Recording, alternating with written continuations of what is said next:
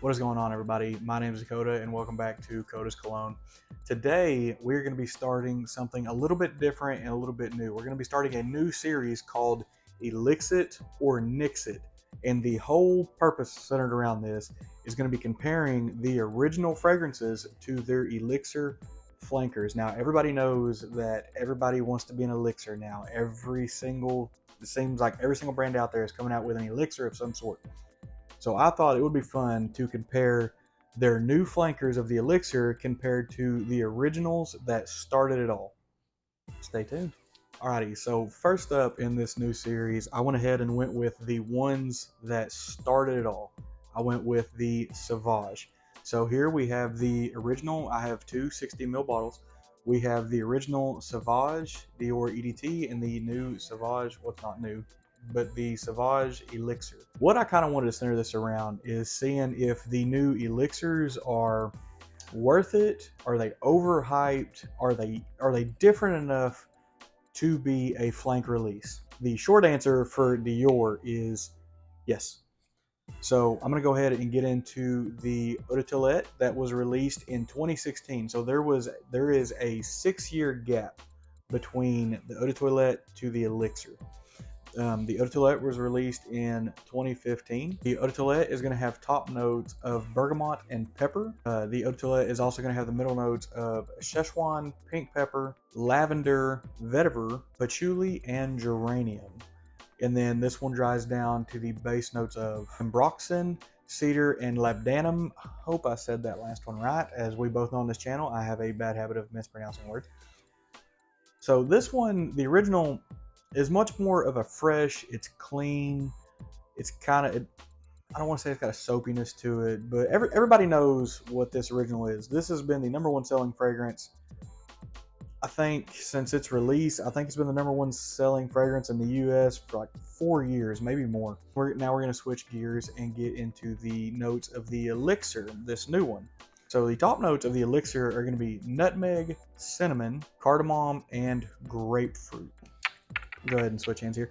And then the middle notes of this are going to be lavender, with the base notes drying down into a licorice, sandalwood, amber, patchouli, and Haitian vetiver. So the elixir version is much darker. It's a lot warmer. Based on the performance of these two, is significantly different. So normally, as time goes on and they release flankers, normally since this was released as an Eau de Toilette, normally you end up you follow the same path they did. You end up releasing the Eau de Toilette, and then you release Eau de Parfum, and then a Parfum. And normally some companies do like Parfum Extreme or Eau de Toilette Extreme or Eau de Parfum Intense. It always ends up leading in something like that. But they went with an elixir. What they were going for with elixir, by what I've read, is they wanted a intense, powerful, almost overwhelming fragrance. And that's exactly what they made, because this fragrance right here may be one of the most powerful that's been made in the past couple of years. The oil concentration is extraordinarily high on this. It has got everything going for it. But one thing they did between these two is they went with more fresh, summertime, clean.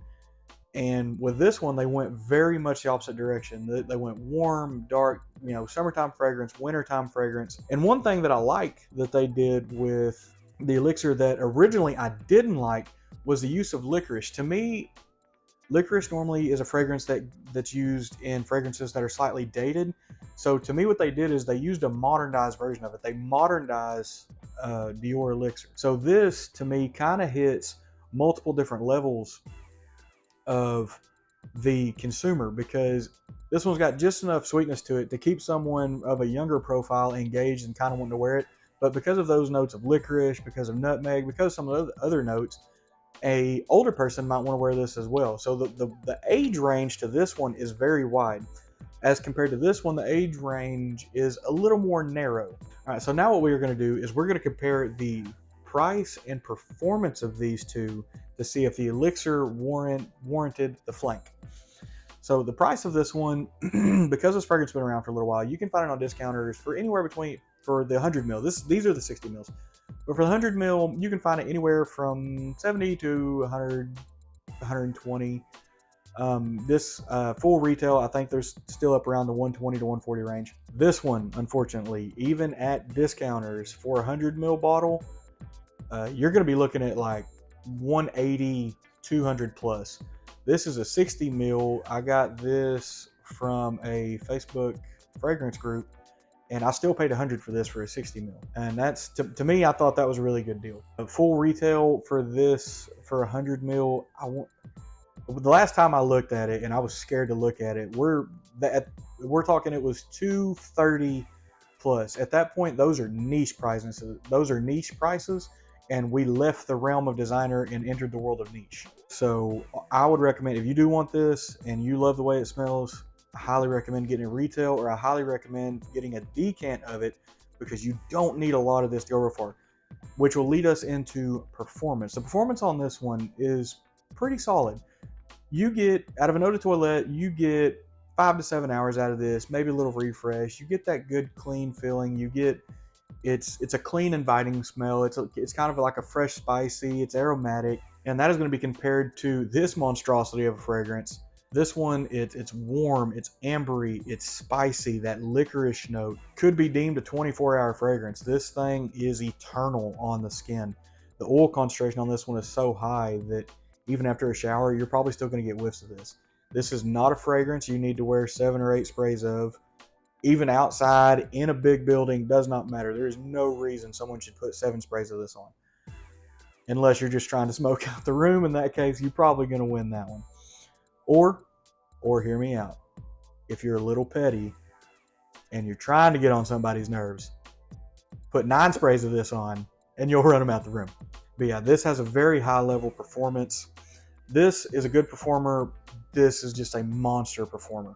So with that little bit kind of a wrap up, there is, to me, a monumental difference between the original Sauvage Dior and the Sauvage Dior elixir. So with that being said, is this elixir a warranted flanker from the original Dior Sauvage? My answer is going to be yes, only because they made this so different. They were able to put a new modern twist on what some would say would be a slightly dated fragrance, that they made it work. That's what Sauvage does. That's what Dior does. They take fragrances and they just make them work. The only thing that is difficult about this particular fragrance is the price. This is a very expensive fragrance. Even getting it from a discounters, even getting it from a fragrance group, it's still going to be expensive. You're not going to get a whole lot for the value. I released a video the other day talking about buying decants of it. If you're not someone who wears fragrances a lot, I highly, highly recommend getting a decant of this, probably like a 10 mil, only because you need such a small amount of this to last you essentially what is going to be the whole day, that if you buy a bottle of this, it might last you 2 years, because you're not going to be able to put a whole lot of this on without just smoking everybody out. So all in all, this Sauvage elixir, the only thing I would change about the elixir on this, maybe just sweeten it up just a tad. That might be the only thing. But then I'm someone who kind of likes that like vanilla profile. I like knowing a little bit of sweetness is there. So if I could change anything on this, that might be the only thing I would change. And even then, I'm kind of iffy on it. So as a rating, I'm going to go ahead and give this one a 9 out of 10. For the Sauvage on this one, I'm going to give this one a 9 out of 10 as well. To me, these are both 9s. The only reason I don't go 10 out of 10 on either of these is I wish this one was a tad bit sweeter. And I wish this scent profile just lasted a little bit longer and had a little bit more for projection.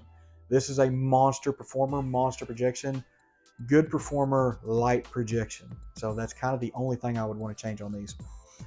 But with that, I'm going to wrap up this video. This is going to be the first installment of a new series I'm going to try out called ELIX or NIX it. And let me know what y'all think about this. Let me know if you like something like this. This is something I kicked around doing pretty much as soon as I started my channel. I just wasn't sure how I wanted to approach it.